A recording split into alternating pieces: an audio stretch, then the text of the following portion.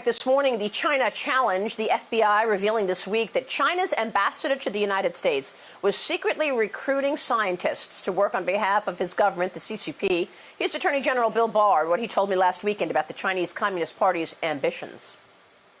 They want to be the leader in all the future technologies that are going to dominate the economy. And so what's at stake is the economic opportunity of our children and our grandchildren, whether we can continue to be the technological leader of the world. Senator Tom Cotton is a Republican from Arkansas. He first sounded the alarm about China right here on this program back in February, and he joins me once again. Senator, it is good to see you this morning. Thanks very much for joining us. I want to talk about the legislation that you have introduced, but let's start with some of this new imagery that we have, which basically shows the Chinese Communist Party militarizing right at the India border. China, you have said, and others have said, is using this COVID pandemic as an opportunity to gain more ground. Can you tell me about it? Maria, the Chinese Communist Party is certainly using the pandemic to try to assert claims and take very aggressive action against almost all of its neighbors. Just go around the horn. You started in India, where high up in the Himalayas, China has essentially invaded India, an ally of ours, and they've killed 20 Indian soldiers. And then in Hong Kong, they've passed legislation that violates their international commitments, their commitments to the people of Hong Kong, that is essentially going to turn Hong Kong into the same kind of police state mainland China is.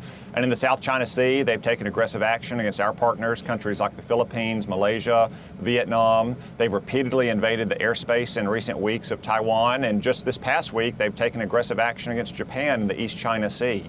China is becoming more aggressive than ever. That's why it's so important that we support all of our allies and partners, that we make it clear to China we will not tolerate this kind of action, that we want competition to remain peaceable. But the way that happens is to make it clear that we stand with those partners and allies.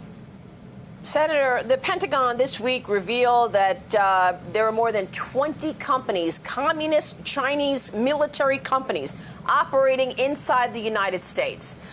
They're doing joint ventures, they're buying companies, they're getting money from our capital markets. How is this possible that we have so much, companies in our own capital markets that are actually undermining national security?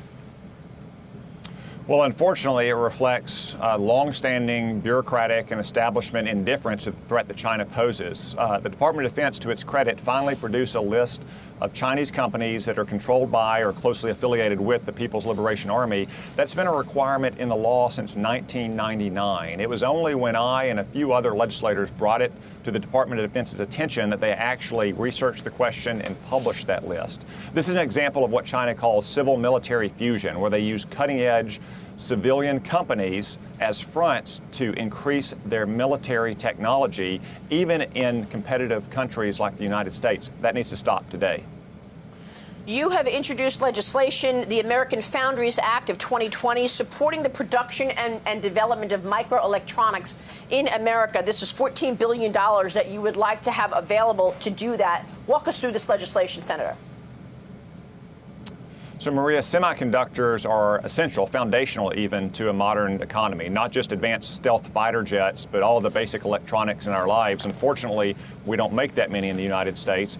The Trump administration has been very effective at stopping American technology going to semiconductors going into China. But what we really need to do is increase the productive capacity of our economy, which are providing good, high-paying jobs as well in the semiconductor sector. That's why I and other senators are working on legislation we hope to pass maybe as early as this week to provide direct support to companies that want to bring semiconductor manufacturing back to the United States. Do you want the U.S. to take a stake in Ericsson or Nokia as a way to tell the world, look, there are Western telecom companies to be used away from Huawei? Well, that's one possibility, Maria. The problem is that Huawei is not a private company as we imagine. It's an arm of the Chinese Communist Party. So when Huawei goes into a country, that country knows that they have the full backing of the Chinese government. They also go in with threats. So, for instance, they might tell Germany that if you don't use Huawei technology, then you can't sell Mercedes or BMWs in China. What Nokia and Ericsson and Samsung in South Korea need is the support of the United States and other Western countries so they compete on equal terms, whether that's a direct state stake or export financing, or another alternative would be to provide an open radio access network that would provide small and medium-sized companies the opportunity to compete for this business as well, so it's not dominated by just a handful of tech companies around the world. But what's really essential is that we have viable, competitive alternatives to Huawei. All right, let me switch gears. I want to ask you about the 2020 election. I've got this Cowen and Company report here, and Cowen and Company tells its clients that if Biden were to win, Elizabeth Warren will be the key voice on economic policy. I want to get your take on that, and also the House just approving D.C. statehood, Senator. They want to make Washington, D.C. a state. Answer those two issues, because our audience is very interested in hearing what Biden is doing. I heard it's already agreed upon. She's either going to be Treasury Secretary, but even if she's not, she's going to be the most important economic voice. Yeah, well, Joe Biden doesn't really have much of an agenda. Joe Biden is hiding out in his basement. He has been a weather vane for the Democratic Party fads and fashions for the last 50 years.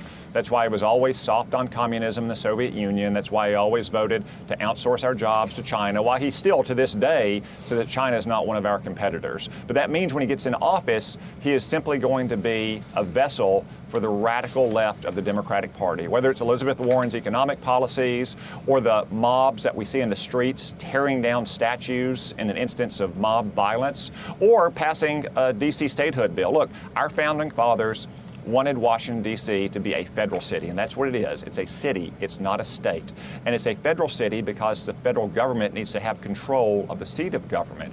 Our founding fathers were experienced with the kind of mutinies that you could face in Philadelphia, where Congress sat at the time, or, you know, just mob violence in the street a few weeks ago.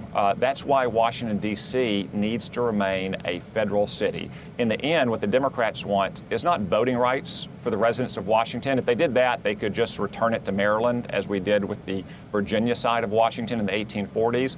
They want 2 Democratic senators in perpetuity because the American people have denied them control of the government for these last 10 years. This is all just a naked power grab. But it's an example of what Joe Biden will do.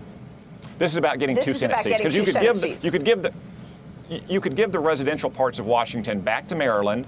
It would get its own House seat because it's about the size of a House district, and it would be represented by Maryland senators. What it wouldn't get is 2 new Democratic senators. That's what this is all about. Okay. And real quick on Elizabeth Warren, I know she has proposed a wealth tax. She wants to raise taxes, and she also wants to break up companies. She wants to break up technology companies, and she wants to break up banks. Is there anything else we should understand if she is the key economic voice? Well, I think that Ronald Reagan's old line about democratic economic policy would apply to Senator Warren and other Democrats that are going to be influencing Joe Biden. If it moves, tax it. If it keeps moving, regulate it. If it dies, subsidize it. That's their economic policy.